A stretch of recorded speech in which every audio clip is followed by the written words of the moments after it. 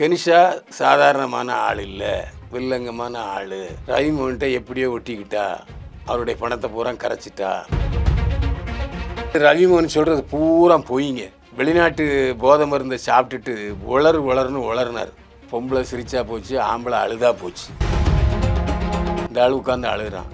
அதுவும் கெனிஷா கிளம்புனதுக்கு அப்புறமா. கெனிஷா கிளம்புனதை யார் சொன்னா? ரவிமோகனுடன் தான் வாழ்ந்து வருகிறார். இதற்கான ஆதாரம் நானே பார்த்தேன்.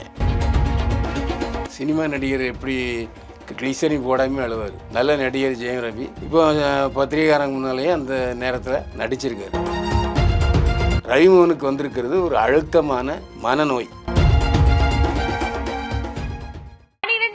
பொதுத் தேர்வில் மாநில அளவில் சிறப்பிடம் பிடித்த நாமக்கல் குறிஞ்சி மெட்ரிக் மேல்நிலைப் பள்ளி பொதுத் தேர்வில் 490 மதிப்பெண்களுக்கு மேல் பெறும் மாணவர்களுக்கு கல்வி கட்டணம் முழுவதும் இலவசம். நீட் ரிப்பீட்டர்ஸ் பேட்ச் மற்றும் ஒரு வருட சிறப்பு பயிற்சி வகுப்புகள்.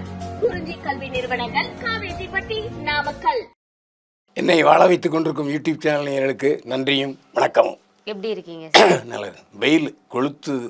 அதாவது இப்போ வெயில் சொன்ன மாதிரி தான் இந்த பிரச்சனையும் கொளுத்தி போட்ட மாதிரி தான் இருக்குன்னு சொல்லலாம். ஒரு சைடு ஓயுது, ஒரு சைடு திருப்பி எரியுது அப்படின்ற மாதிரி தான் ரவிமோகன், கெனிஷா இந்த விஷயம் ரொம்ப பற்றி எரியப்பட்டது. இப்போ நெருப்பூத்தி அணைஞ்ச மாதிரி அவரும் கோவில்களுக்கெல்லாம் பயணத்திற்கு போக ஆரம்பிச்சிட்டாரு. கெனிஷா நான் சென்னையை விட்டே கிளம்பி போகிறேன், உங்களோட டார்ச்சர் தாங்க முடியல, இந்த நெகட்டிவிட்டியெல்லாம் பார்த்து என்னால் ஒன்றுமே முடியல அப்படின்னு சொல்லிட்டாங்க. இப்போ கெனிஷா மேலே புதிய குற்றச்சாட்டு ஒன்று வந்திருக்குல்ல சார், அதை பற்றி சொல்லுங்கள் சார். அது கிட்டத்தட்ட ஒரு 3 மாதத்துக்கு முன்னால் நடந்த விஷயம். இப்போ தான் அது வெளிச்சத்துக்கு வந்திருக்கு. துபாயில் ஒரு நிகழ்ச்சி நடத்த போன கெனிஷா அங்கே அந்த நிகழ்ச்சி நடத்திய ஸ்பான்சரை கொஞ்சம் அசிங்கமாக திட்டாங்க. நம்ம ஊரில் அது பெரிய பிரச்சனையாக உருவெடுத்தாலும் சமாதானப்படுத்திடுவாங்க. துபாயில் அப்படி இல்லை. உடனே எஃப்ஐஆர் போட்டு கேஸ் பதிவு பண்ணிட்டாங்க. கேஸு நடந்தது, விசாரிக்கப்பட்டது. கெனிஷா தப்பு செஞ்சிருக்காரு, குற்றவாளி என அறிவிக்கப்பட்டார். இதற்கு அபராதம் விதிக்கப்பட்டது. அபராதம் எவ்வளோ தெரியுமா? எவ்வளோ சார்? 1,30,000 ரூபா, நம்ம இந்திய ரூபாவுக்கு. தப்பாக பேசினாங்கன்றதுக்காக. ஆமாம், அதுதான் துபாய் சட்டம். அதை அவர் கட்டினாரா இல்லை அவர் சார்பில் வேறு யாராவது கட்டினாங்களான்னு தெரியல. இல்லைன்னா அவர் ஜெயிலில் போட்டிருப்பாங்க. இல்லை, அவங்களுக்கு ரவிமோகன் ஹெல்ப் பண்ணியிருக்காரு, பண ரீதியாகவும் கொடுத்துருக்காருன்னு ஒரு சில கான்ட்ரவர்சிஸ் இருக்கே சார். இருக்கலாம், அவருடைய இப்போ தோழி தானே, அதனால கொடுத்துருக்கலாம். ஆனால் அந்த கான்ட்ரவர்சியை இப்போ பர்டிகுலராக மறுபடியும் ஸ்ப்ரெட் பண்ணுறதுக்கான ரீசன் என்ன? இப்போ தான் அந்த விஷயம் வெட்ட வெளிச்சமாயிருக்கு. நீதிமன்றத்தில் கெனிஷா தண்டிக்கப்பட்டிருக்கிறாரு. கெனிஷா சாதாரணமான ஆள் இல்லை, வில்லங்கமான ஆள். ரவிமோகன்கிட்ட எப்படியோ ஒட்டிக்கிட்டா, அவருடைய பணத்தை பூரா கரைச்சிட்டா.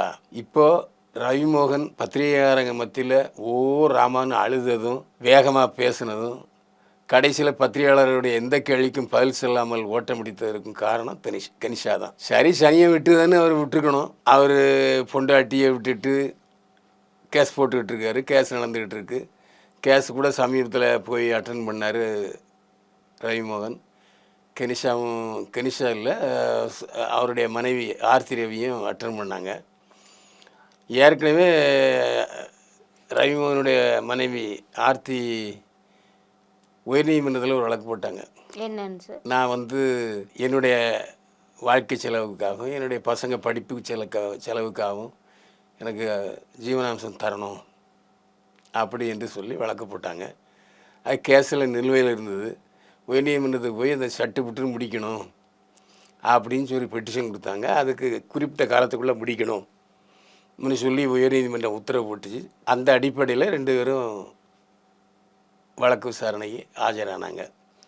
அதாவது பையனோட ஸ்கூல் ஃபீஸ் கட்டுறதுக்கே அவர்கிட்ட காசு இல்லை அப்படின்னு சொல்லிட்டு அவங்க மாமியார் அவர்கள் குற்றச்சாட்டு வச்சுருந்தாங்க. அந்த மாதிரி சூழ்நிலையில் இருக்கும்போது பாடகிக்கு 1.5 லட்சம் ரூபான்றது சாதாரண அமௌண்ட் இல்லை இல்லையா? ஏங்க, அந்த ஆள் ரவிமோகன் சொல்கிறது பூரா போயிங்க. வெளிநாட்டு போதை மருந்தை சாப்பிட்டுட்டு உளர்னு உளர்னார். அதான் உண்மை.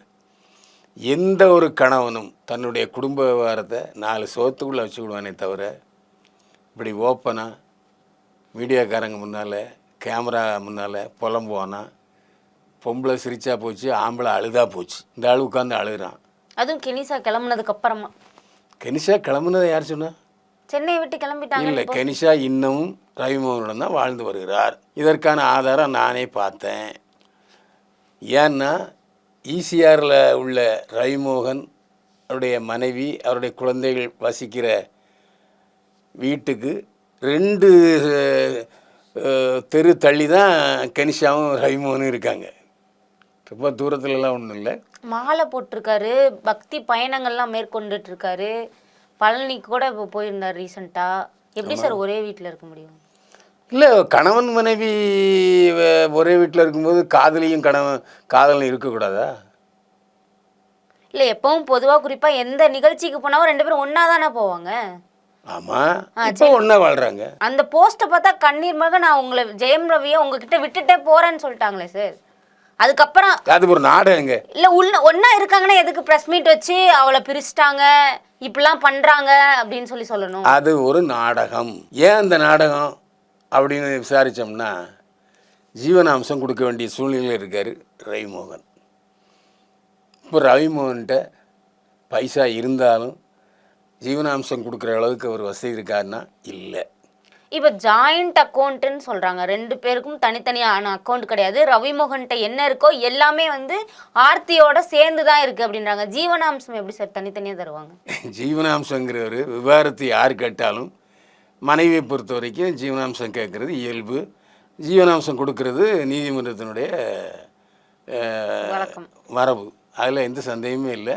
அதனால் அவங்க ஜீவனாம்சம் கேட்குறதுக்கான உரிமை அவங்ககிட்ட இருக்குது. என்ன, இப்போ ரவிமோகன் வாங்கின ஃப்ளாட்டில் தான் அவங்க இருக்காங்க. அந்த ஃப்ளாட்டுக்கு அவர் இஎம்ஐ கட்டலை. அதனால் பேங்க்லேருந்து நோட்டீஸ் வந்துருச்சு. அந்த நோட்டீஸை வாங்கிட்டு இஎம்ஐ புறம் கட்டிட்டு அவங்க உட்காந்துருக்காங்க. அவங்க பசங்களுக்கு கூட ஸ்கூல் ஃபீஸ் கட்டலை. இதை பசங்களே சொல்கிறானுங்க, எங்கள் அப்பா எங்களை வந்து பார்க்கவே இல்லை, அவர் சொல்கிறது புறம் போய் பார்க்க விடலை அப்படின்னு இவர் குற்றம் சாட்டுறாரு. அழுகுறாரே சார், என் பசங்களை என்ன பார்க்க விட மாட்டாங்கன்னு சொல்கிறாரு. சினிமா நடிகர் எப்படி கிளிசரின் போடாமல் அழுவார். நல்ல நடிகர் ஜெயம் ரவி இப்போ பத்திரிகைக்காரங்க முன்னாலேயே அந்த நேரத்தில் நடிச்சிருக்காரு. இப்போது இவர் நினச்சா அந்த பசங்களை பார்க்க விட அனுமதிக்காதது யார் சொல்லுங்கள்?